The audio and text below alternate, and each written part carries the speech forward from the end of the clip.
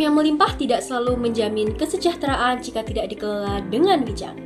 Inilah topik pembahasan kami, yaitu mengenai Attracting Responsible Meaning Investment in Fragile and Conflict-Affected Settings, yang berkaitan dengan bagaimana pengelolaan sumber daya alam, khususnya di negara yang rentan dan terdampak konflik.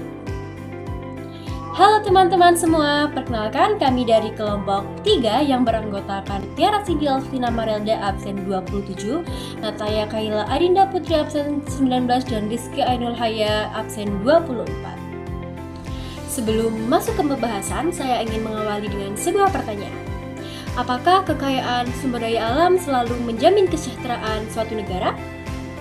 Dalam presentasi ini ada 3 hal utama yang akan dibahas. Pertama, bagaimana perubahan dalam penyediaan sumber daya global. Kedua, dampaknya bagi negara yang bergantung pada sumber daya. Dan ketiga, implikasinya bagi perusahaan di sektor tersebut. Selanjutnya, berdasarkan data, jumlah negara yang bergantung pada sumber daya meningkat sampai 40% sejak tahun 1995. Namun, sebagian besar negara tersebut berasal dari kelompok berpendapatan rendah. Hal ini menunjukkan bahwa meskipun sumber daya alam semakin banyak dimanfaatkan, tidak semua negara mampu mengelolanya dengan baik untuk meningkatkan kesejahteraan. Untuk pembahasan lebih lanjut mengenai kebutuhan investasi global akan dijelaskan oleh rekan saya. Saya akan menjelaskan slide selanjutnya, yaitu di bagian annual investment.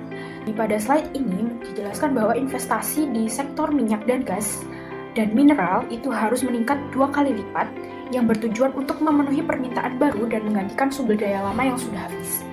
Di bagian kiri terdapat annual investment requirement atau kebutuhan investasi tahunan. Pada tahun 2003 hingga 2012 pada tambang mineral itu investasinya adalah sebesar 98 miliar dolar. Dan pada tahun 2013 hingga 2030 itu diperkirakan investasinya mencapai 215 miliar, yang naik sebesar lebih dari 119%, atau lebih dari 2 kali lipat. Diartikan bahwa permintaan mineral seperti logam, tambang, dan untuk mineral lain itu meningkat sangat pesat, dan dibutuhkan investasi yang lebih besar untuk eksplorasi dan produksi baru. Yang selanjutnya adalah oil and gas atau minyak dan gas. Pada tahun 1995 hingga 2012 itu total investasinya mencapai 286 miliar. Dan 2013 hingga 2030 total investasinya adalah sebesar 749 miliar dolar, yang artinya naik sebesar lebih dari 162%, dan jauh lebih besar daripada yang mineral tadi. Diartikan bahwa energi fosil ini masih sangat dibutuhkan karena sumber daya lama itu sudah mulai habis dan kita perlu investasi pengganti. Total kebutuhan investasi global itu bisa mencapai kurang lebih 17 triliun dolar hingga 2030, dan 3,8 triliun dolarnya itu hanya untuk mineral saja. Ini angka yang sangat besar ya, menunjukkan bahwa sektor mineral, sumber daya mineral, minyak dan gas itu sangat strategis tapi juga berisiko tinggi. Yang bagian kanan, pada tahun 1995 hingga 2012 menunjukkan bahwa investasi itu sebesar 835 miliar, dan 2013 hingga 2030 yang base case-nya hanya 1.245 miliar dolar itu memiliki potensi maksimal yang bisa mencapai 3.015 miliar dolar atau naik sebesar 3,6 kali lipat, yang artinya negara berkembang itu punya potensi yang sangat besar dalam sumber daya alam tapi masih belum dimanfaatkan secara maksimal. Slide selanjutnya menunjukkan bahwa negara yang kaya sumber daya alam itu tidak sering berhasil dalam pengembangan ekonomi. Dijelaskan dalam grafik yang tertera. Untuk sumbu X horizontal atau pertumbuhan GDP per kapita, dan Y atau vertikal itu menunjukkan tingkat pendapatan GDP per kapita.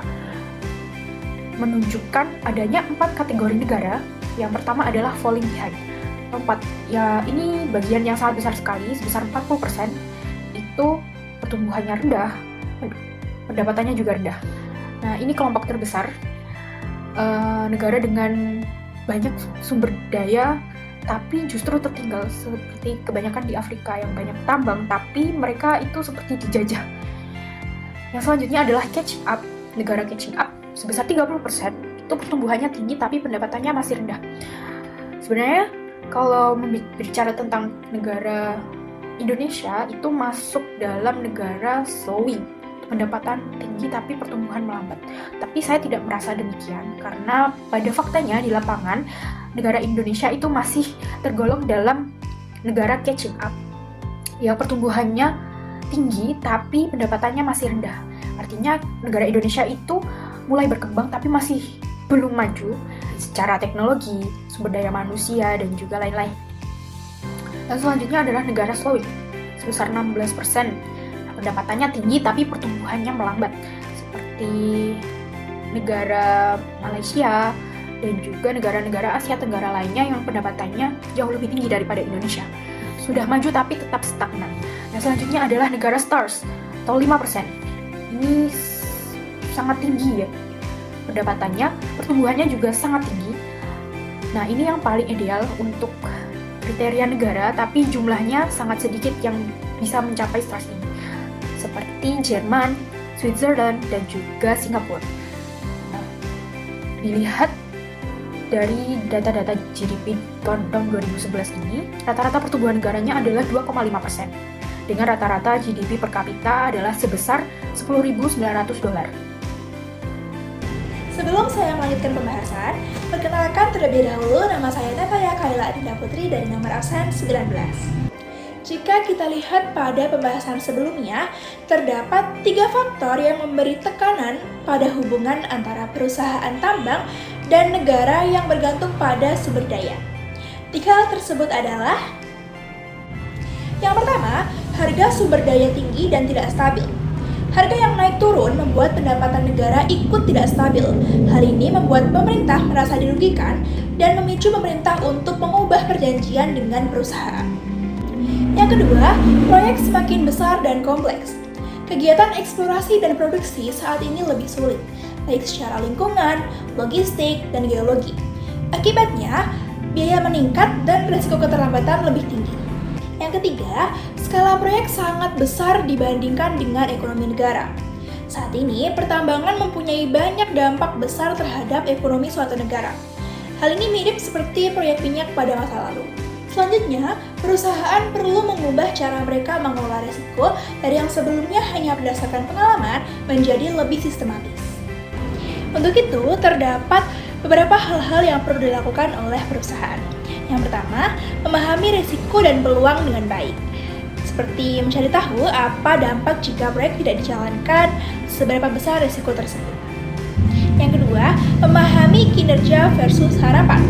Seperti mencari tahu apakah tujuan perusahaan sejalan dengan pemerintah dan stakeholder, dan apakah performanya sudah sesuai dengan harapan. Yang ketiga, memahami konteks negara secara menyeluruh, tidak hanya risiko politik tetapi juga dalam faktor lainnya. Yang keempat, membangun hubungan yang saling menguntungkan. Secara strategi, hal ini bisa menguntungkan perusahaan dan negara.